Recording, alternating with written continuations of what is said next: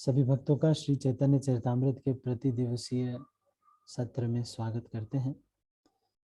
हम श्रृंखला में पढ़ते हुए श्री चैतन्य चरितामृत मध्य लीला के 12वें अध्याय तक पहुंच चुके हैं, जिसमें गुंडीचा मंदिर की सफाई के बारे में बताया गया है।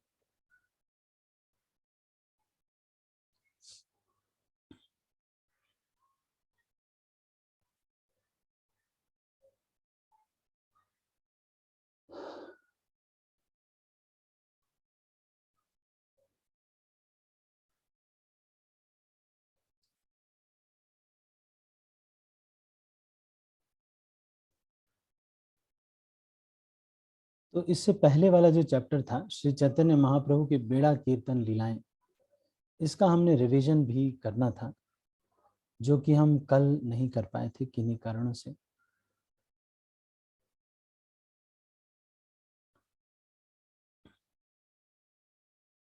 तो उनको आज हम रिवाइज करेंगे। 11वें अध्याय में श्री चैतन्य महाप्रभु की बेड़ा कीर्तन लीलाओं में सबसे पहले सार्वभौम भट्टाचार्य का रिक्वेस्ट है प्रताप रुद्रदेव के लिए, और उसके बाद रामानंद राय किस तरह से आते हैं और भगवान चैतन्य महाप्रभु से मिलते हैं। फिर राजा प्रताप रुद्र देव और सार्वभौम भट्टाचार्य के बारे में के बीच में क्या डिस्कशन होता है, ये बताया जाता है। और फिर बंगाल के सभी भक्त आते हैं और किस तरह से प्रताप रुद्र देव उनके बारे में पूछते हैं, कैसे चैतन्य महाप्रभु सबको गले लगाते हैं। उसके बाद हरिदास ठाकुर को एक रहने का स्थान दिया जाता है, चैतन्य महाप्रभु सबको प्रसाद बांटते हैं और फिर कीर्तन नृत्य का वर्णन किया जाता है। तो ये मुख्यतः इस चैप्टर में बताया गया है। चैप्टर की शुरुआत होती है श्री कृष्णदास कविराज गोस्वामी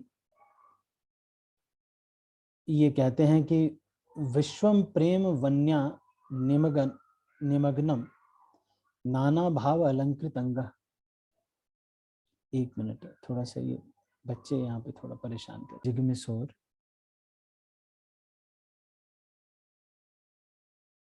तो इसके आगे ये श्लोक आता है, निष्किंचनस्य भगवत भजनोन्मुखस्य। उसके बाद फिर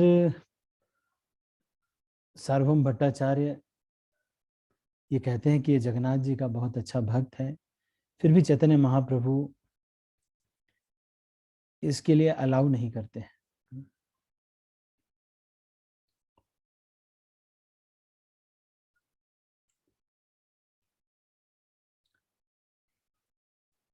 फिर रामानंद राय आते हैं और रामानंद राय बिना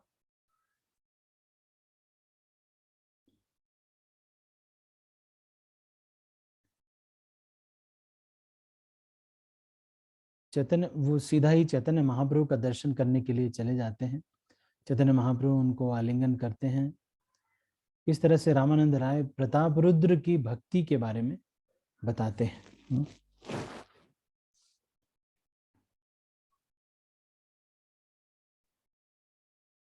और ये बताते हैं कि किस तरह से उन्होंने इनको अलाउ कर दिया कि वो फुल पेंशन, फुल सैलरी पे विदाउट वर्क यहाँ रह सके।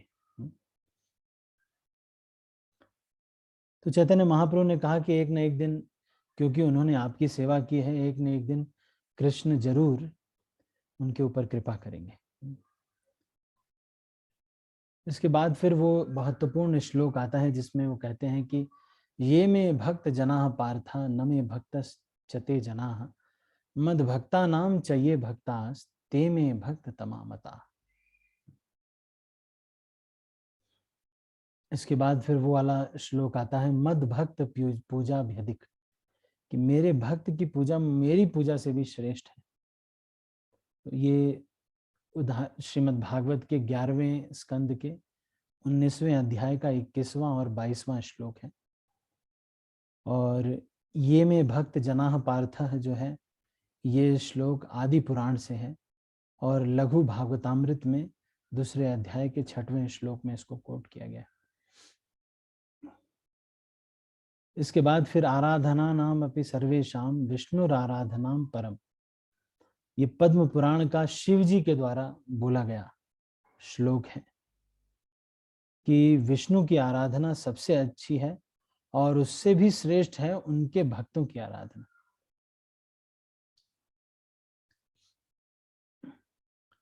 उसके बाद फिर वैष्णव सेवा जो है ये बहुत ही दुर्लभ है।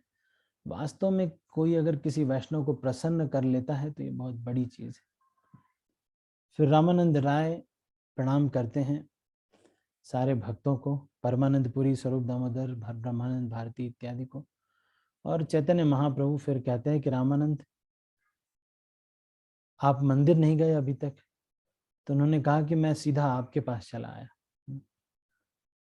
क्योंकि मेरे पांव मेरे शरीर को आप ही तो चला रहे हैं।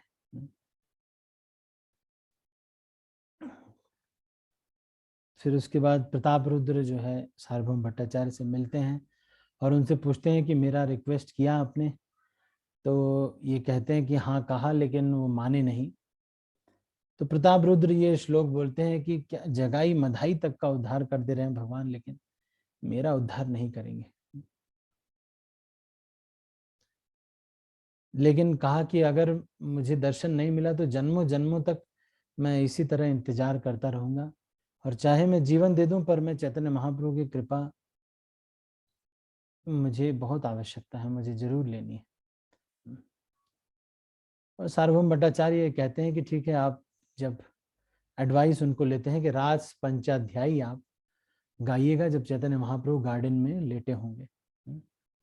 रॉयल ड्रेस पहन के मत जाइएगा, अपने जो राजा के कपड़े हैं इनको पहन के नहीं। लेकिन प्रताप रुद्रदेव एकदम डिटरमिन्ड थे कि मैं भगवान की कृपा प्राप्त करूंगा।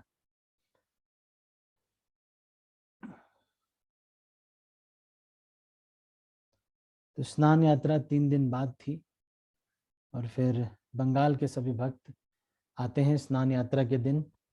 और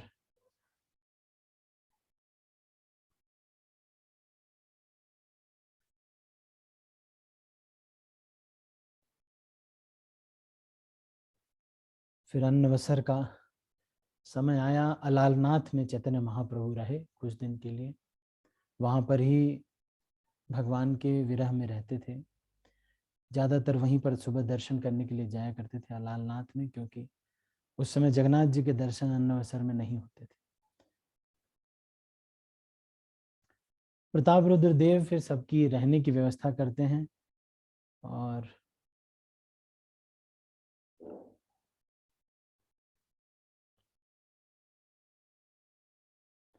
सार्वभौम भट्टाचार्य सबको इंट्रोड्यूस करते हैं, बताते हैं कि ये कौन है, ये कौन है।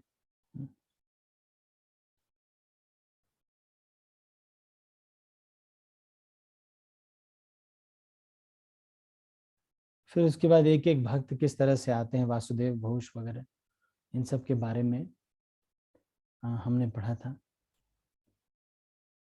और कैसे श्री चैतन्य महाप्रभु की लीला को प्रताप रुद्र देव देख रहे हैं, इसका वर्णन किया गया। प्रताप रुद्रदेव को सार्वभौम भट्टाचार्य ने बताया कि ये चैतन्य महाप्रभु स्वयं भगवान है, और उन्होंने तुरंत विश्वास कर लिया। उसके बाद एक टर्म आया था लब्ध चैतन्य। मतलब लब्ध चैतन्य वो व्यक्ति है जिसके अंदर कृष्ण इतने संचार हो रहे हैं कि वो प्रचार कर पा रहा है, किसी को भी कृष्ण दे सकता है, लब्ध चैतन्य।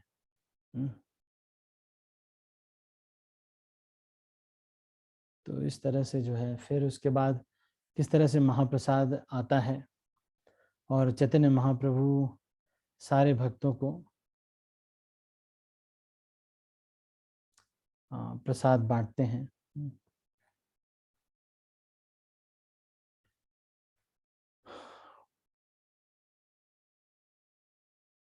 तो ये मुख्यतः ये सब लीलाएं है ना। काशी मिश्र के घर पे बहुत इकट्ठा हो जाती है, सारी भीड़ इकट्ठा हो जाती है, और फिर वासुदेव दत्त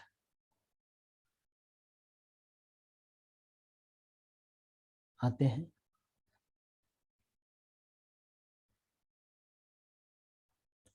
श्रीवास ठाकुर, दामोदर और शंकर, शिवानंद सेन के साथ भी उनका मिलन होता है चैतन्य महाप्रभु का। फिर मुरारी गुप्त के विनम्रता की भी चर्चा आई थी। इस तरह से जो है ये अध्याय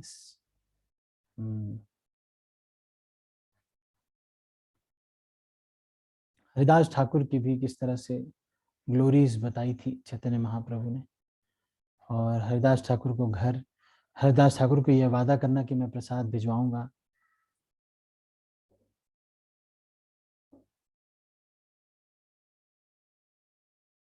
ठीक है, तो किस तरह से जोर जोर से कीर्तन हो रहा था इसके बारे में वर्णन हुआ है।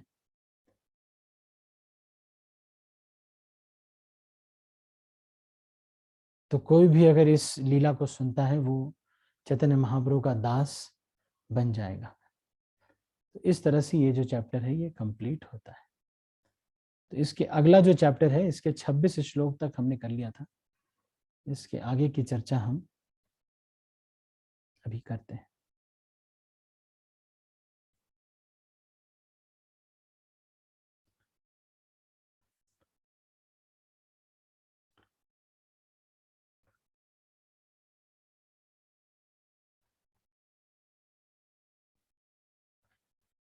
ठीक है,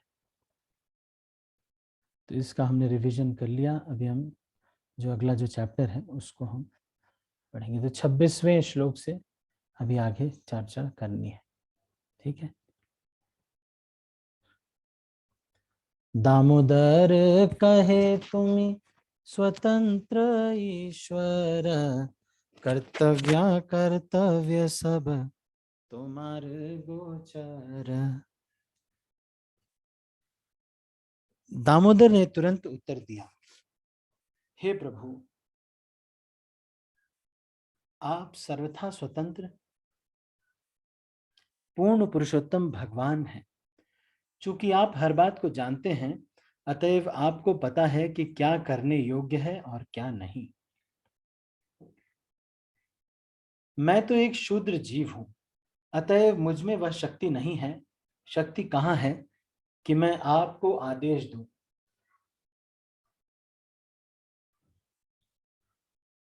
आप स्वेच्छा से राजा से मिलेंगे और मैं देखूंगा।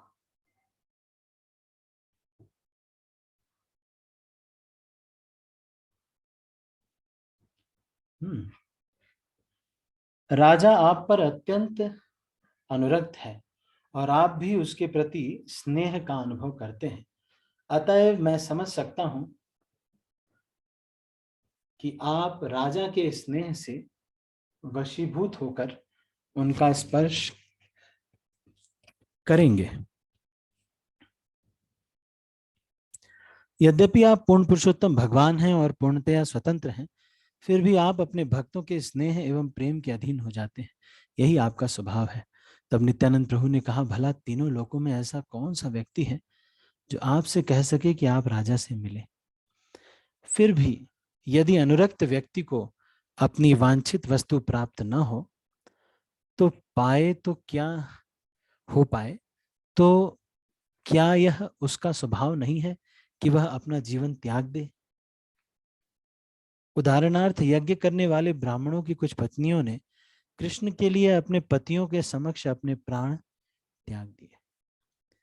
यह उस घटना का वर्णन है जब मथुरा के निकट चरागाह में श्री कृष्ण तथा उनके ग्वाल मित्र अपने पशुओं के झुंड के साथ उपस्थित थे। उस समय ग्वालों को भूख लगाई तो उन्होंने भोजन के लिए प्रार्थना की। इस पर भगवान कृष्ण ने उनसे कहा कि वे पास में ही यज्ञ में संलग्न ब्राह्मणों के पास जाएं और यज्ञ में से कुछ भोजन ले आए। भगवान का आदेश पाकर सारे ग्वाल बाल ब्राह्मणों के पास गए और उनसे भोजन मांगा, किंतु उन्होंने मना कर दिया। इसके बाद ग्वाल बालों ने ब्राह्मणों की पत्नियों से भोजन मांगा। ये सारी पत्नियां भगवान के रागानुग प्रेम में अनुरक्त थीं। अतएव ज्यों ही उन्होंने ग्वाल बालों की प्रार्थना सुनी और यह समझ गई कि कृष्ण को भोजन चाहिए, तो वे तुरंत ही यज्ञ स्थान छोड़कर चली गई। इस पर उनके पतियों ने उनकी बहुत भर्त्सना की। फलस्वरूप वे अपना प्राण त्यागने पर तुल गई। शुद्ध भक्त भगवान की दिव्य प्रेममयी सेवा के लिए अपना जीवन त्याग करने के लिए उद्यत हो जाता है, क्योंकि यह उसका स्वभाव है।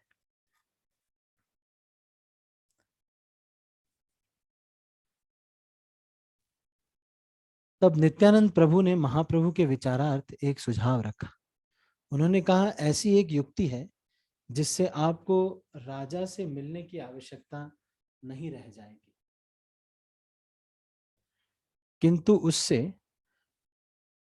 राजा के प्राण बच जाएंगे।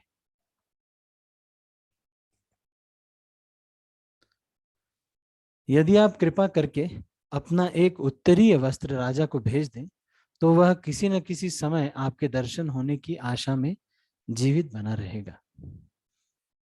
इस प्रकार नित्यानंद प्रभु ने बड़ी ही युक्ति से यह सुझाव रखा कि श्री चैतन्य महाप्रभु अपना कोई पुराना वस्त्र राजा को दे दे। यद्यपि राजा महाप्रभु से मिल नहीं पाएगा, किंतु ऐसा वस्त्र पाकर उसे सांत्वना मिल जाएगी। यद्यपि राजा महाप्रभु का दर्शन करने के लिए अत्यधिक उत्सुक था, किंतु महाप्रभु के लिए उससे मिलना संभव नहीं था। अतः इस स्थिति को सुलझाने के लिए ही नित्यानंद प्रभु ने सुझाव रखा कि महाप्रभु राजा के पास अपना कोई पुराना वस्त्र भेज दें। इस तरह राजा सोचेगा कि महाप्रभु उस पर कृपा प्रदर्शित कर रहे हैं, और तब राजा ऐसा कोई उग्र कार्य नहीं करेगा जैसा कि प्राण त्यागना या भिक्षुक बनना। महाप्रभु ने कहा, चूंकि आप लोग सभी परम विद्वान हैं, अतएव आप लोग जो भी निर्णय लेंगे वह मुझे स्वीकार्य होगा। तब नित्यानंद प्रभु ने गोविंद से कहकर महाप्रभु का पहना हुआ एक बाह्य वस्त्र प्राप्त कर लिया। नित्यानंद प्रभु ने वह पुराना वस्त्र सार्वभौम भट्टाचार्य को दे दिया और सार्वभौम भट्टाचार्य ने उसे राजा के पास भेज दिया।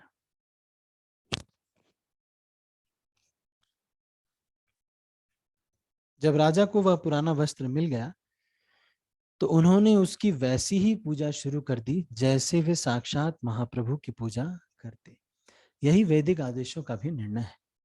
चूंकि पूर्ण पुरुषोत्तम भगवान परम सत्य हैं, अतएव उनसे संबंधित प्रत्येक वस्तु भी सम्मान पद को प्राप्त रहती है। चूंकि राजा को श्री चैतन्य महाप्रभु से अत्यंत स्नेह था और उन्होंने महाप्रभु का दर्शन किए बिना ही भक्ति का सार आत्मसात कर लिया था, अतएव ज्यों ही उन्हें सार्वभौम भट्टाचार्य से वस्त्र प्राप्त हुआ, उन्होंने इस वस्त्र को श्री चैतन्य महाप्रभु मानकर उसकी पूजा प्रारंभ कर दी। महाप्रभु के वस्त्र, बिस्तर तथा उनके खड़ाऊं तथा अन्य सारी आवश्यक वस्तुएं श्री बलदेव के अंश शेष रूपी विष्णु की रूपांतर है। अतएव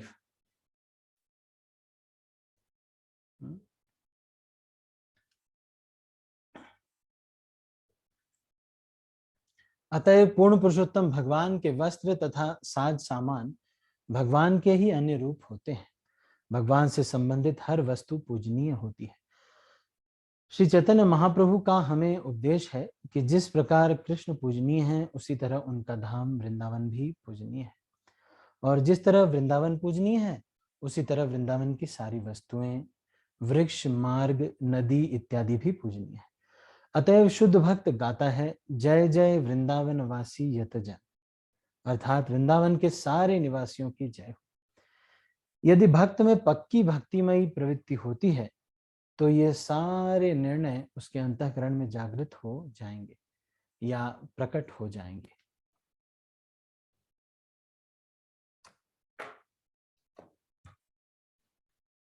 यस्य देवे भक्तिर् यथा देवे तथा गुरौ तस्य ते कथिता ही अर्थाः प्रकाशन्ते महात्मनः।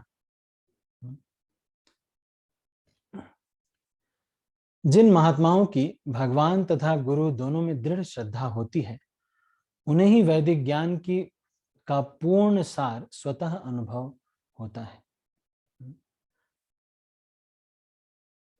श्वेताश्वतर उपनिषद 6:23 में ये कहा गया है। इस तरह महाराज प्रताप रुद्र तथा अन्य भक्तों के चरण चिन्हों का अनुसरण करते हुए हमें पूर्ण पुरुषोत्तम भगवान के प्रत्येक वस्तु की पूजा करना सीखना चाहिए। शिव जी ने तदिया नाम कहकर इस ओर इंगित किया है। पद्म पुराण में कहा गया है, आराधना नाम सर्वेशाम विष्णोर आराधनाम परम तस्मात् परदरम देवी तदिया नाम समर्चनम।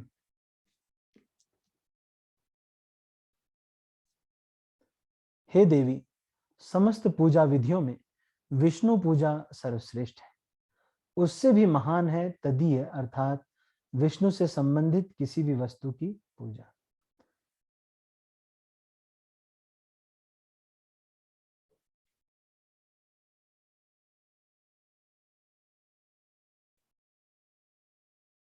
श्री विष्णु सच्चिदानंद विग्रह हैं।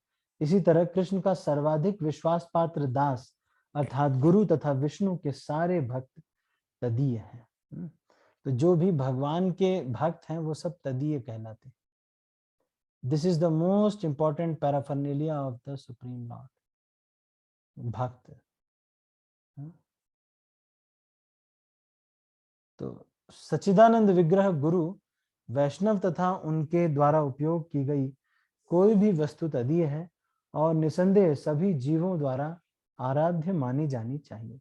इसीलिए आप देखते हैं कि वृंदावन इत्यादि में एक म्यूजियम के जैसा बनाया हुआ है जिसमें श्रील प्रभुपाद की जितनी भी इस्तेमाल की हुई चीजें हैं वो वहां पर रखी हुई है। दक्षिण भारत से अपनी नौकरी छोड़कर लौटने के बाद रामानंद राय ने राजा से प्रार्थना की कि वे उन्हें श्री चैतन्य महाप्रभु के साथ रहने की अनुमति दे दे। जब रामानंद राय ने महाप्रभु के साथ ठहरने के लिए राजा से अनुमति मांगी तो राजा ने बड़े ही संतोष के साथ तुरंत ही उन्हें अनुमति दे दी और राजा ने महाप्रभु से अपने मिलाप की व्यवस्था के लिए रामानंद राय से अनुरोध करना प्रारंभ कर दिया। इससे पहले सार्वभौम भट्टाचार्य से कह रहे थे, लेकिन अब रामानंद राय से कह रहे हैं। तो इनको लग रहा है कि हो सकता है कि रामानंद राय जो है से जो भी कहा जाए वो हो सकता है ये मान ले।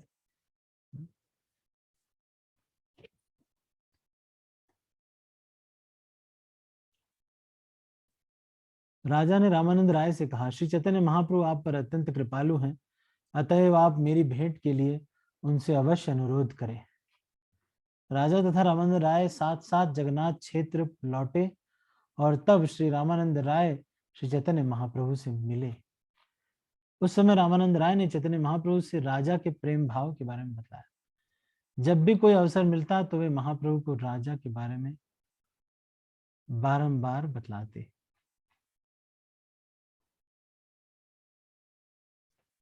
अध्याय 10 श्री भगवान।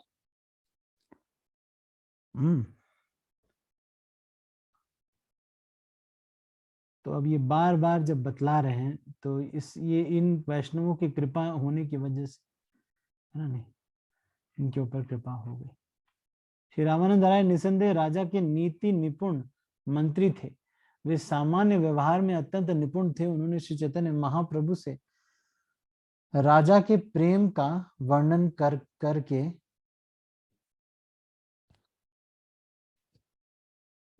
महाप्रभु के मन को द्रवित कर दिया। भौतिक जगत में नीतिज्ञ व्यक्ति लोगों की विशेषतया राजनीतिक मामलों के विषय में निपटना जानता है।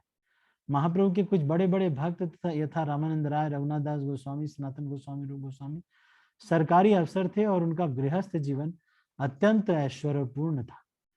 फलस्वरूप वे जानते थे कि लोगों के साथ व्यवहार किस तरह किया जाए। तो जो ऐसे लोग होते हैं वो थोड़ा बहुत जानते हैं ना मटेरियल वर्ल्ड में कैसे डील करना है कि नहीं। कई मामलों में हमने रूप गोस्वामी, रघुनाथ दास गोस्वामी और रामानंद राय की निपुणता महाप्रभु की सेवा में देखी है। जब रघुनाथ दास गोस्वामी के पिता तथा चाचा को सरकारी कर्मचारी बंदी बनाने वाले थे, रघुनाथ दास गोस्वामी ने उन्हें छिपा लिया और सरकारी अफसरों से स्वयं मिलकर बड़ी ढंग से सारा मामला सुलझा दिया। यह तो केवल एक उदाहरण है। इसी तरह सनातन गोस्वामी ने अपने मंत्री पद त्यागने पर कारागार में डाल दिया गया, किंतु उन्होंने कारागार के सेवक को घूस देकर बड़ी ही युक्ति से अपने आप को नवाब के चंगुल से छुड़ाया, जिससे वे श्री चैतन्य महाप्रभु के साथ रह सके।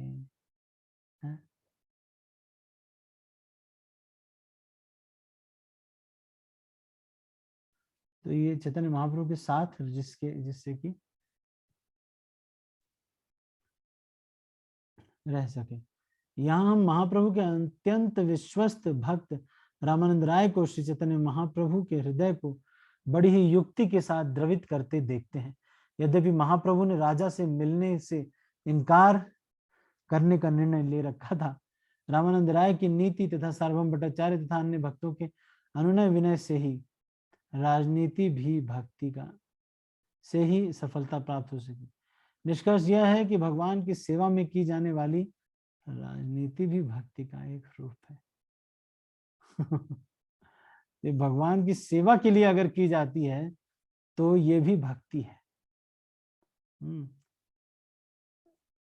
इनिशियल स्टेज में ऐसा नहीं होना चाहिए, लेकिन भगवान की सेवा के लिए अगर राजनीति कर रहा है कोई, तो इसमें कोई दिक्कत नहीं है ना। लेकिन फिर भी हम लोगों के लिए ये चीज नहीं है। कोई कोई है जिनको, जैसे रोमपाद प्रभु इत्यादि हैं, तो उनको अलाउ किया गया है ना। हम लोगों के लिए ये बहुत ठीक नहीं होगा।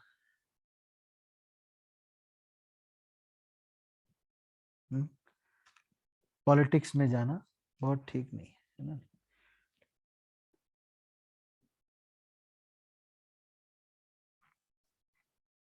चूंकि महाराज प्रताप रुद्र महाप्रभु का दर्शन न पा सकने के कारण अत्यंत उत्कंठित थे और वे इसे सहन नहीं कर पा रहे थे, अतएव श्री रामानंद राय ने निपुणता से राजा के साथ महाप्रभु की भेंट कराने की व्यवस्था की। रामानंद राय ने श्री चैतन्य महाप्रभु से खुलकर यह निवेदन किया, कृपया करके कम से कम एक बार तो राजा को अपने चरण कमलों का दर्शन करने दें।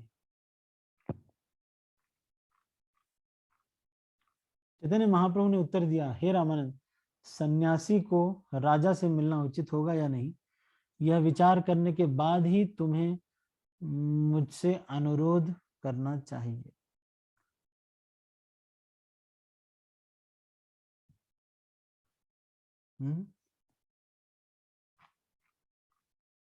यदि कोई सन्यासी राजा से भेंट करता है तो उसके लिए यह लोक तथा परलोक दोनों ही नष्ट हो जाएंगे। हाँ, परलोक के बारे में अभी से क्या कहा जाए, इस लोक में लोग हंसी उड़ाएंगे। यदि सन्यासी राजा से भेंट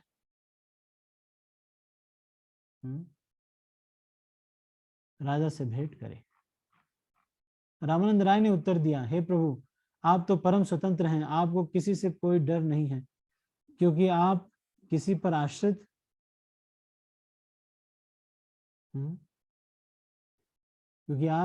आश्रित नहीं है।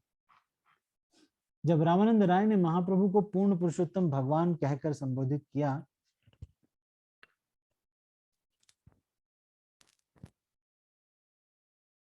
तो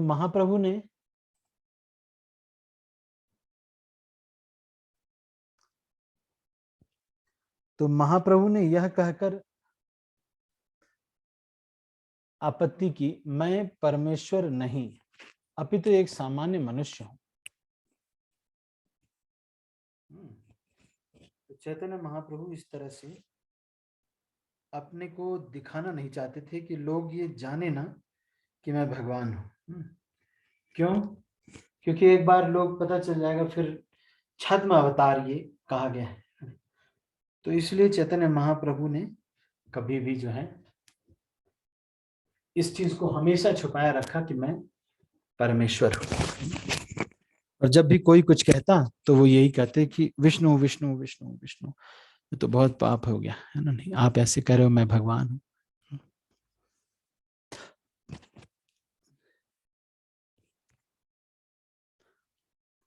मैं परमेश्वर नहीं, अपितु एक सामान्य मनुष्य हूं। इसलिए मुझे जनता के मत से 3 प्रकार से डरना चाहिए, अपने शरीर, मन तथा शब्दों से। जनता को जैसे ही किसी सन्यासी के आचरण में थोड़ा भी दोष दिखता है तो वह उसे जंगल की आग तरह विज्ञापित करती है। सफेद वस्त्र पर स्याही का काला धब्बा छिपाए नहीं छिपता, वह सदैव स्पष्ट दिखता रहता है। तो ये सारे सन्यासियों के लिए ये बहुत ही महत्वपूर्ण श्लोक है। शुक्ल वस्त्रे मसी बिंदु जय छे नालू काया, सन्यासी अल्प छिद्र सर्वलोके गाया।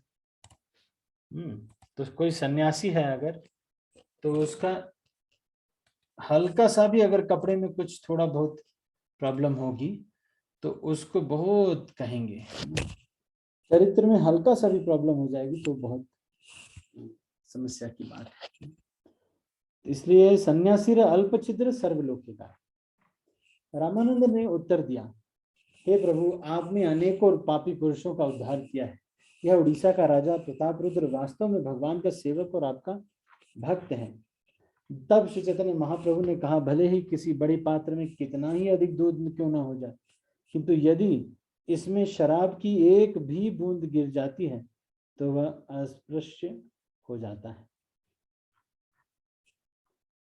यद्यपि राजा समस्त सद्गुणों से संपन्न है, किंतु उसके नाम के साथ राजा पदवी लगी रहने से प्रत्येक वस्तु दूषित हो चुकी है। किंतु इतने पर भी यदि कृष्ण किंतु इतने पर भी यदि तुम अत्यधिक इच्छुक हो कि राजा मुझसे भेंट करे तो सर्वप्रथम उसके पुत्र को लाकर मुझसे मिलाओ। शास्त्रों में इंगित किया है कि पुत्र पिता का प्रतिनिधित्व करता है, अतएव उसके पुत्र की भेंट मेरे साथ उसके पिता की भेंट के तुल्य होगी। श्रीमद् भागवत 10:78-36 में कहा गया है, आत्मा वै पुत्र उत्पन्न इति वेदानुशासनम। वेदों का मत है कि मनुष्य अपने पुत्र के रूप में उत्पन्न होता है।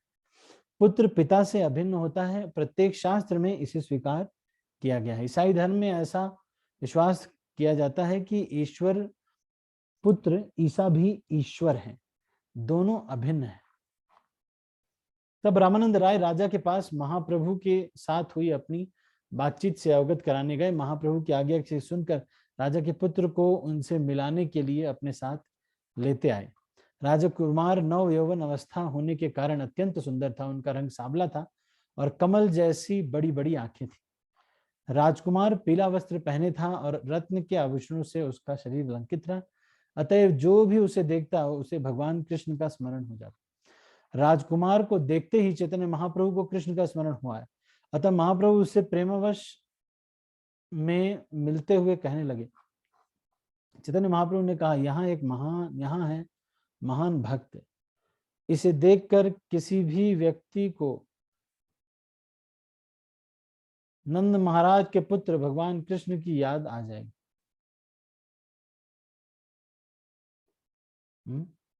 श्रील भक्ति सिद्धांत सरस्वती ठाकुर ने अपने अनुभाष्य में लिखा है कि भौतिकतावादी व्यक्ति भ्रम व शरीर तथा मन को भौतिक सुख का साधन मान बैठता है।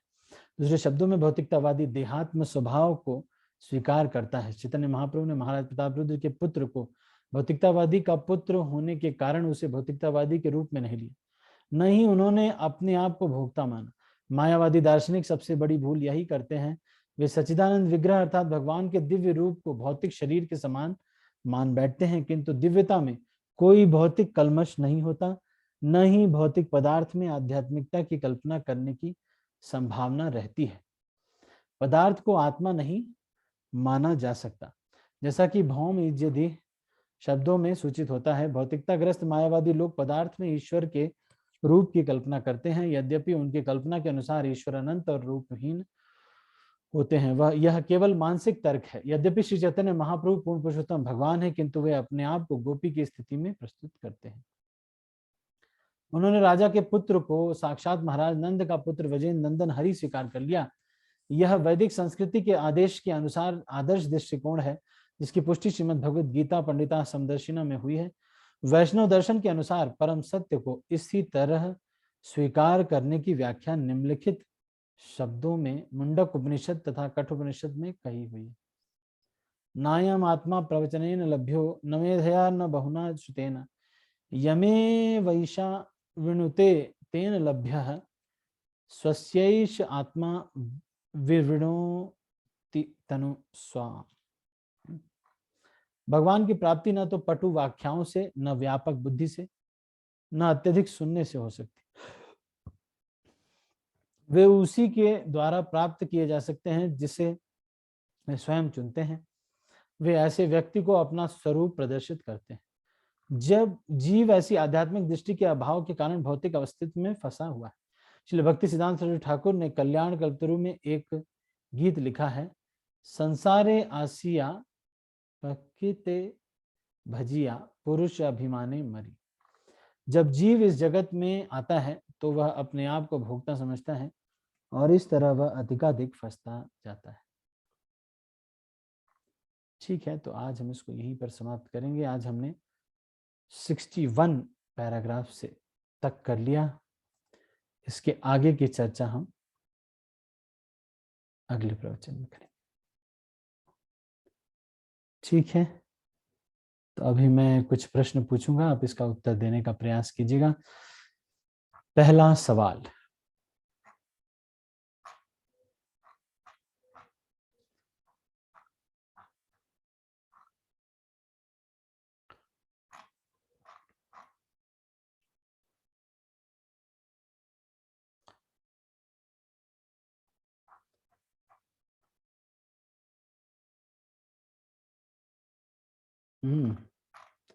ठीक है, तो आज कोई प्रश्न नहीं है। ये सभी जो कुछ भी है ये ज्यादा,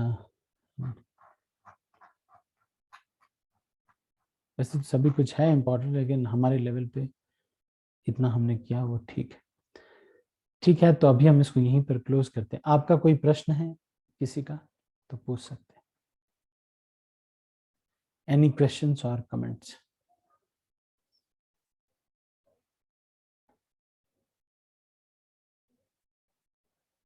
मेहुल प्रभु।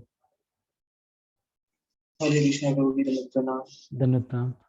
थैंक यू सो मच प्रभु जी, बहुत अच्छा लेक्चर था और काफी आनंद आ रहा है राजा प्रताप रुद्र का ये देख कर कि कितना वो चाहते हैं महाप्रभु से भेंट करना, यदि उनकी उपाधियां उनको करने से रोक रही है महाप्रभु को मिलने से। प्रभु जी, मेरा एक प्रश्न था, जो जैसे सार्वभौम भट्टाचार्य जो है महाप्रभु के सबसे निकट जैसे रहते थे, हमेशा उनके साथ रहते थे, उन्होंने इतना अनन्य विनय किया महाप्रभु से कि आप मिल लीजिए एक बार राजा प्रताप रुद्र से। पर उन्होंने हमेशा यही किया कि मतलब जैसे इसमें कहा गया है कि चाहे जैसे और सन्यासी एग्जाम्पल आया था कि सफेद वस्त्र के बाद भी काला धब्बा पड़ जाए तो एक काले धब्बे से वो ज्यादा दिखता है सन्यासी के। पर इसमें ये भी कथन आया था, जब ब्राह्मण राय कहते हैं राजा के प्रेम का वर्णन करके चैतन्य महाप्रभु के मन को उन्होंने द्रवित कर दिया। जो रामानंद राय है, इसमें एक कथन आया था, शायद इसलिए क्योंकि रामानंद राय राजा प्रताप को मतलब बहुत क्लोजली जानते हैं, उनके साथ मंत्री पद पे थे, और इसलिए कि उन्होंने इस प्रकार से वर्णन किया होगा कि चैतन्य महाप्रभु का जो हृदय था पिघल गया और उनका मन द्रवित हो गया इस प्रकार से, क्योंकि उन्होंने भी अथक प्रयास किए थे भट्टाचार्य ने मिलवाने के लिए, पत्र भी भिजवाया था, पर फिर भी वो हमेशा ठुकराते रहे उसको।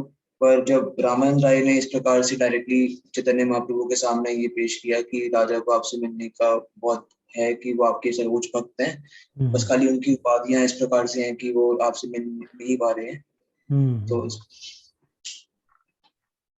तो तो ठीक है, हाँ ये बात सही है, लेकिन ये दोनों ही ऐड होकर के सार्वभौम भट्टाचार्य भी राजा के बहुत क्लोज हैं, प्रताप रुद्र देव के, लेकिन भगवान तो भगवान है। तो इसलिए ठीक है, अगर उनको भी अवसर, मतलब उनका भी जो है कोई ऐसी इसमें कोई समस्या नहीं है, लेकिन ये है कि दोनों का क्यूमुलेटिव ऐड हुआ। ठीक है। प्रभु जी, पर जब इन्होंने इतना, जैसे हमने जब भी देखा था, जब कृष्ण जी की लीला आती है ना, इसके अंदर वो दो पग छूटे पड़ जाते हैं, गोदा माँ को बांध रही होती है, तो उनके प्रयास देखते हैं कितना प्रयास कर रही है, तो भक्त के प्रयास भगवान का हृदय शक्ति कर जाता है। तो यहाँ पर मतलब ठीक है, उनकी उपाधि थी, मतलब राजा थे, और उनका चरित्र जो था वो बिल्कुल भक्त, मतलब भगवान तो भक्त वत्सल है। तो जब उन्होंने देखा कि इतना ज्यादा वो तो मतलब मिलना चाह रहे हैं, वो भक्त हैं, तो उन्होंने क्यों एक बार मतलब बस राजा इसलिए खाली कि राज वो केवल ये थोड़ा आदर्श प्रस्तुत करना चाह रहे हैं चैतन्य महाप्रभु सन्यासियों के लिए, बस इतना ही है, और कोई विशेष रीजन नहीं है, केवल यही है कि आदर्श प्रस्तुत करना चाह रहे हैं। तो प्रभु जी, जैसे हम देखते हैं कोई ज्यादा अमीर व्यक्ति हो, तो उसमें हम ये देखते हैं ना कि भगवान की अगर विशेष कृपा होती है, तो उसमें से उसका धन ले लेते हैं भगवान, और उसको शुद्ध हाँ भक्ति प्रदान करते हैं। अगर विशेष कृपा, अगर वो खाली बहुत एक चीजें नहीं मांगता, सिर्फ भगवान की शुद्ध भक्ति मांगता है, तो हाँ ये हम पे हाँ। भी लागू होता है कि मतलब हमें भी जैसे ये शिक्षा दे रहे हैं कि हमें ज्यादा धन एकत्र करने की हमारी इच्छा नहीं होनी चाहिए, और सिर्फ भक्ति में आगे बढ़े, तब भी भगवान हमें मतलब दर्शन। ज्यादा धन एकत्रित करना नहीं है। भक्तों को क्या नियम होना चाहिए, भक्तों को अपना जो भी नौकरी, एक नौकरी कर लेना चाहिए, 1.5 से 2 साल में या 6 महीने में, अगर आपको कंफर्टेबल जितना भी लगे एक बार स्विच कर लेना चाहिए, जो पैसा मिले उसमें संतोष करना चाहिए। भक्तों को ये नहीं सोचना चाहिए कि मेरा धन लुटेगा तभी कृपा होगी। जिसका धन लुटने पर वो खूब खुश हो जाता है, इसका मतलब वो ही ऐसा व्यक्ति है जिसका जिसके जिसके धन को भगवान लूट रहे हैं। बाकी लोगों को तो नेग्लिजेंस की वजह से धन खो रहा है उनका पैसा। भगवान अगर किसी को ले रहे हैं तो मतलब वो बहुत खुश होगा, भगवान ले रहे हैं, लेकिन हमारे साथ तो ऐसा होता नहीं। 50 का नोट अगर कहीं गिर जाए तो फिर हम बहुत टेंशन में हैं, है ना? तो ऐसा भी नहीं है कि हम खोजना नहीं है, लेकिन हम ये समझना है कि जो ये मतलब सब मतलब ये है कि भगवान की संपत्ति है तो इसको बिल्कुल लुटाना भी नहीं है, लेकिन भगवान अगर कृपा किसी के ऊपर करते हैं तो ये बात सही है कि उसका जो है धन इत्यादि ले लेते थैंक यू सो मच, हैं। थैंक यू सो मच, आपने श्रीमत से अच्छा बताने के लिए। Thank you. हरे कृष्ण प्रभु जी, प्रणाम। ब्रजेश अरे ब्रजेश में राधिका माता जी, हरे कृष्णा प्रभु जी, धन्यवाद प्रणाम। धन्यवाद प्रणाम। प्रभु जी ने अभी जो क्वेश्चन था वही था, ऐसे ही कि भगवान तो सर्वज्ञाता है, ऐसे तो भगवान इतना कष्ट क्यों दे रहे हैं उनको, क्योंकि वो तो जानते हैं कि वो कितना अधिक प्रेम करते हैं, भक्ति हाँ में हाँ कितना हाँ, उन्नत है। तो ये अब बस प्रभु जी ने पूछना चाहते मर्यादा के कुछ लिमिट्स सेट करने के लिए, कि बाकी सन्यासी लोग ऐसे नहीं कि हमेशा रोज किसी के घर ही पहुंचे हुए हैं। चैतन्य महाप्रभु फिर अब सन्यासी के लिए क्या है, जब किसी के घर पे वो जाते हैं तो वो जो होस्ट रहते हैं वो सोचते हैं कि हम बढ़िया से बढ़िया सन्यासी जहाँ आए हैं हमारे यहाँ पे बढ़िया व्यवस्था करें। लेकिन सन्यासी को क्या करना चाहिए, अब हमेशा नहीं पहुंचे रहना चाहिए।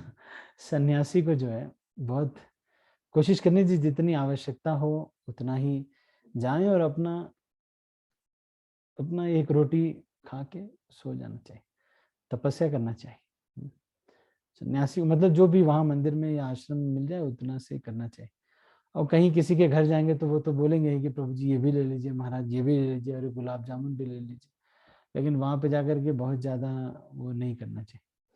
तो इसी चीज को सेट करने के लिए एग्जाम्पल, कि सब ऐसा ना हो कि बाद में इस्कॉन के सब भक्त लोग राजा लोग के साथ ही जी रहे हैं, तो इसलिए इसको वो रोकने के लिए फिर इससे असर भी पड़ता है। मैंने देखा है कि कई बार जो है, अब देखो कोई बहुत धनाढ्य व्यक्ति होता है, ये घर जाओ तो वो फिर सब दिखाने लगते हैं, हमारी देखिए ये बिल्डिंग है, ये भी हमारी जमीन है, वो भी हमारी जमीन है, यही सब अपनी लीलाएं बताने लगते। कृष्ण लीला नहीं चर्चा होती, फिर उन्हीं की लीला चर्चा होती। आप कुछ बोल भी नहीं सकते, ज्यादा पैसे वाले लोग जो रहते हैं। तो इसी वजह से चैतन्य महाप्रभु एक बता रहे कि इतना आना कानी नुकुर करके तब जाएं, तब तो ठीक भी है ना नहीं। तो इसीलिए वो ऐसा करे, बस आदर्श प्रस्तुत करें, ठीक है ना राधिका माता जी। हरे कृष्ण प्रभु जी, जैसे आप बता रहे हैं कि तो जैसे कोई गरीब है हाँ हाँ। और वो इतना नहीं करता, तो हम्म। अगर वो इनवाइट करता है तो आई थिंक वो इतना कर भी नहीं पाएगा, और उसकी इतना पहुंच भी नहीं है कि वो बोले कि महाराज जी आप हमारे आइए, प्रभु जी हमारे यहाँ पर आइए, और वो इतना ना कर पाएगा और ना पता उनके यहाँ पर।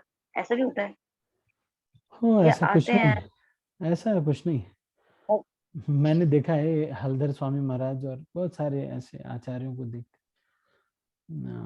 इससे उनको फर्क नहीं पड़ता है।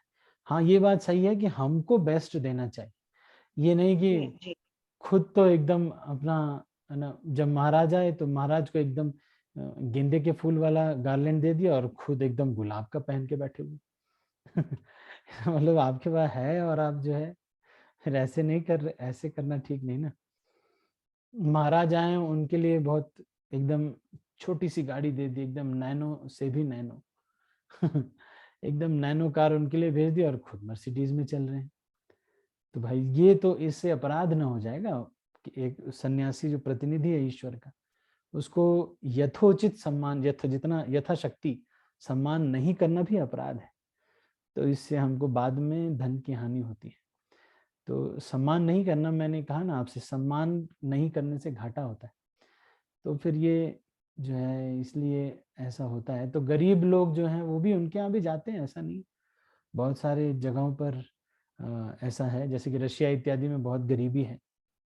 रशिया में आप देखेंगे हर चीज के लिए लाइन लगानी पड़ती है। इस्कॉन मंदिर में आके लोग बहुत खुश हो जाते हैं, क्यों? क्योंकि वहां पर बैठा के खिलाया जाता है। बाकी वहां पर 1 किलो चीनी के लिए भी बहुत लाइन लगानी पड़ती है। रशिया में बहुत गरीबी है। लेकिन फिर भी महाराज लोग जाते हैं। और मैंने देखा है बहुत सारे ऐसे, है ना, एक बार एक क्वार्टर में रह रहे, वहाँ उतनी व्यवस्था नहीं है। लेकिन एक बार तो ऐसा हुआ कि भक्ति चारू स्वामी महाराज एक जगह पर गए और वहाँ कोई था ही नहीं रिसीव करने के लिए। प्रचार के लिए आदेश मिल गया और वहाँ के जीबीसी बना दिए गए, लेकिन कोई था ही नहीं वहाँ पर। तो महाराज गए और वहीं पर जो है कहीं पर एक कमरा लिया और उसके बाद अकेले ही निकल गए रोड पे, अकेले ही नाचने लगे, खूब गाने लगे और अकेले ही नाचने लगे। तो कई स्थानों पर ऐसा भी हुआ है। आजकल अब भक्त सब लोग हो गए हैं, तो जब भक्त लोग हैं तो उनको रिसीव करना चाहिए ना। तब ये नहीं सोचना चाहिए कि अरे वो तो उनके लिए सेवा का अवसर है, कि अरे सन्यासी हैं हम नहीं लेंगे। तो तब ये नहीं सोचना चाहिए, वो तो उनके लिए अच्छा है ना, उनके लिए अवसर है। और जहाँ कहीं नहीं होता, मतलब इस्कॉन संस्था में austerity is not forced, but it is as per the need. कोई जरूरी नहीं है कि ऐसे जबरदस्ती आप तपस्या किए जा रहे हैं, आग जला के बैठे हुए हैं कमरे में और ये बर्फ में बैठ गए, ये सब इस्कॉन में नहीं किया जाता। लेकिन अगर भगवान की किसी भक्त की सेवा के लिए या भगवान की सेवा के लिए अगर हमें जरूरत पड़ जाए, तो जैसे भक्ति चारू स्वामी महाराज हैं, अब ज्यादातर जगहों पर भक्त होते हैं। अब जो अच्छे अरेंजमेंट कर सकता है, वो भक्त है वहां पे, तो उसको करना चाहिए, है कि नहीं? तो महाराज के लिए अच्छे से, अगर कोई भक्त नहीं है तो जो भी वो भक्त हैं, वो जैसा भी घर रहेगा वहां पर वो आ जाते हैं। ऐसा कुछ नहीं रहता कि बहुत बड़ा कुछ व्यवस्था करना ही पड़ेगा तभी आएंगे। कुछ एक जगहों पर तो ऐसा है कि घर नहीं जा सकते, शेरवानी पहन के जाते हैं महाराज लोग। पाकिस्तान इत्यादि में, सऊदी अरब वगैरह में मैंने देखा है इजुलेंस गोपाल कृष्ण महाराज को, पाकिस्तान कराची जब जाते हैं पाकिस्तान, तो ये पहन के शेरवानी, वो पठान सूट या कुछ ऐसा ही है कुछ, वो पहन के जाते हैं, हैट लगा करके, है ना। फिर अंदर जाते हैं, फिर अपने कपड़े चेंज करते हैं, लेक्चर वगैरह होता है वहां पर। राधा कृष्ण मंदिर है, तो वहां पर लगभग 200 भक्तों का कांग्रेगेशन है, हिंदू लोगों का, पाकिस्तान में, है ना। तो वो एक प्रभु जी हैं, वो हमारे ब्रह्मचारी हैं, वो वहां पर प्रीचिंग करते हैं। अकेले ही हैं वैसे तो, लेकिन अच्छी प्रीचिंग करते हैं। तो वहां पर अब कोई है नहीं तो क्या करेंगे फिर तो इसके लिए करना पड़ता है ना। लेकिन जब कोई है तो फिर कामचोर थोड़ी बनाना है सब इतना पैसा लेकर के, इतना सब कुछ घर बना करके रखा हुआ है, तो फिर वहां पे क्या कर रहे हैं, अपना वो बचा रहे हैं। नहीं, कामचोर नहीं बना, ये सोच करके कि अरे ये सन्यासी हैं, इनको तपस्या करना चाहिए। उनका तपस्या से ज्यादा जरूरी है हमारा बचना क्योंकि वो ज्यादा फंसे हैं कि हम ज्यादा फंसे हैं? हम न ज्यादा फंसे हैं, तो हमें ज्यादा त्याग करना चाहिए। वो तो एक दिन आएंगे चले जाएंगे, उनका तो हर दिन यही है कि नहीं। अब जैसे मैं भक्ति आश्रय वैष्णव महाराज का देख रहा था, तो आप वीडियो देखोगे हर दिन कहीं ना कहीं ही रहते हैं वो तो। हिज ऑनर गोपाल कृष्ण महाराज का कई बार मैसेज आया था 5 मंदिरों से आज महाराज आ रहे हैं। पूरे इंडिया के अलग अलग कोने से मैसेज आता है, खारगर में भी आ रहे हैं, जुहू में भी आ रहे हैं और दिल्ली में भी आ रहे हैं। अब ये कैसे आ रहे हैं एक ही दिन में तीनों चारों जगह पे, ये समझ में नहीं आता। तो इन लोग के लिए ऐसा है, तो इसलिए तो गरीब, ये कई बार लोग पूछते हैं कि गरीब लोग आपके संस्था में चल नहीं पाएंगे। आखिर माला करने के लिए भी तो पैसा चाहिए, भक्ति नहीं, भक्ति करने के लिए भी तो पैसा चाहिए। ओ नहीं, आप अगर आप विलिंग है भक्ति करने के लिए तो ठीक है, आप मंदिर में आ जाइए, आपको पैसा वैसा नहीं है, इस्कॉन मंदिर आ जाइए, 24 घंटे मंदिर में रहिए, हरि कीर्तन कीजिए, भजन कीजिए, प्रसाद वसाद वहीं व्यवस्था होगी, सब वहीं व्यवस्था हो जाएगी ऐसे इस्कॉन में देखो कितने सारे लोग हैं कि नहीं, चल ही रहा है सब कुछ। तो इसलिए गरीबी जो है ये कोई बहुत वो नहीं है कि सन्यासी लोग नहीं, अगर सन्यासी लोग जहाँ कहीं भी कुछ मिल जाता है, मैंने देखा है वो वहां पर उससे एडजस्ट भी कर लेते हैं। लेकिन इसका मतलब ये नहीं है कि भक्तों को ये सोचना चाहिए अरे आप सन्यासी हो, आपको क्या जरूरत है बेड की, और खुद डनलप पे सो रहे और उनको कह रहे सन्यासी लोगों को क्या भैया, क्या सन्यासी हैं आप लोग। तब ये नहीं सोचना चाहिए, हमको अपना बेस्ट देना चाहिए, वो चाहे ले चाहे ना ले। एक मंदिर, एक जगह पे मैं किचन का एक इंचार्ज था वहां पर, तो मैंने कहा कि अब ये लोग देखो तपस्या का समय आ गया है, इन लोग को मैं तपस्या कराता हूँ। तो उबली हुई सब्जी, उबली हुई दाल बिना छौंक की ये बनवाते थे और चावल बनवाते थे। कुछ दिन तो भक्तों ने खाया, कुछ बोल नहीं रहे थे, सीनियर डिवोटी हैं उसके बाद फिर एक वरिष्ठ ब्रह्मचारी आए, वो मुझे समझाते हैं, बोलते हैं austerity is not imposed, it is voluntary. Austerity is not imposed, it is voluntary, है ना। वो करना चाहें तो ठीक है, अब आप हम जबरदस्ती नहीं करना चाहिए। अगर कोई भक्त नहीं है, मैंने भक्ति चारू महाराज का आपको एग्जांपल दिया, मैं कई पूरे इंडिया में कई बार सब जगह ट्रैवल करता हूँ, कहीं कहीं ऐसा भी होता है कि एकदम से आरती भी होती है, फूल भी आता है, बहुत सब कुछ, बहुत रिक्वेस्ट, बहुत रेस्पेक्ट मिलती है। एक जगह पर मैं गया, लेकिन वहां पर बस वो भक्त आए कि प्रभु जी बस मेरे, उनकी मैरिज वगैरह नहीं हुई थी, तो बस उनके घर पे कुछ भी ज्यादा नहीं था, 2 कमरे थे, और वहां पर हम पहुंचे और एक खिचड़ी बना के रखी थी उन्होंने प्रभु जी ने, तो बस वही चल गया, है ना। ऐसा कुछ भी नहीं है। हाँ, लेकिन ये है कि अगर भक्त लोग हैं तब तो ऐसा नहीं करना चाहिए, तब तो फिर ये ठीक नहीं रहता है ना। नहीं, ब्रजेश, अरे राधिका माता जी। हरे कृष्णा प्रभु ji. Thank you so much प्रभु। जो देखते हैं ऐसे उदाहरण कभी कभी ऐसे आता है, क्योंकि जैसे ही प्रभुपाद की बुक्स वगैरह पढ़ते हैं तो हमेशा ऐसा लगता है कि जोश में तो रहो, उत्साह निश्चय धैर्य तो होना ही चाहिए, तभी हम भक्ति में अग्रसर होते हैं। तो फिर वो उत्साह जब होता है तो ऐसा लगता है कि प्रचार करें, कुछ कहें। फिर वो जब चीजें हैं कि अपने बड़े बड़े बड़े को बताते हैं और फिर वहां से ऐसा कुछ होता है, तब फिर वो लगता है। लेकिन फिर भी ये है कि 14-15 साल से, क्योंकि नीचे नहीं जाना है, क्योंकि भक्ति का अर्थ यह है कि अगर आपने नीचे गए तो फिर तो उतना ये है कि आप गलत सोचोगे तो बहुत बुरा होगा ऐसे। लेकिन कभी कभी आती है तो कोई ऐसे कि उत्साह को बनाए रखने के लिए होना चाहिए कि कहीं ना कहीं से कोई ऐसी चीजें समझ आती रहे, पॉजिटिव, या कुछ सुनने को मिले कि हाँ बिल्कुल ठीक है। क्योंकि हरे कृष्ण महामंत्र अपने में बहुत महत्व रखता है कि अगर हम हरे कृष्ण महामंत्र अच्छे सुंदर तरीके से करते हैं तो अपने आप ही पॉजिटिविटी आती है। तो इसीलिए अभी आपकी जो क्लास चल रही है उस तरीके से मैं तो कहूँगी वरदान है कि कम से कम हमें बहुत अच्छा कुछ मिल रहा है मॉर्निंग में गुरु महाराज से और आपसे। अब ये में हम तो प्रतीक्षा करते हैं प्रभु जी की क्लास हो। थैंक यू सो मच प्रभु जी, थैंक यू। ठीक है, थैंक यू सो मच। मैं अभी इसको यहीं पर समाप्त करता हूँ। आज थोड़ा सा यहाँ पर बिजी सा रहा, काफ़ी गेस्ट वगैरह आए थोड़ा सा। ठीक है, तो अभी हम इसको यहीं पर समाप्त करते हैं। आप सभी भक्तों का बहुत बहुत धन्यवाद। मैं सब भक्तों को अनम्यूट कर रहा हूँ, फिर इस मीटिंग को क्लोज कर रहा हूँ। हरे कृष्णा।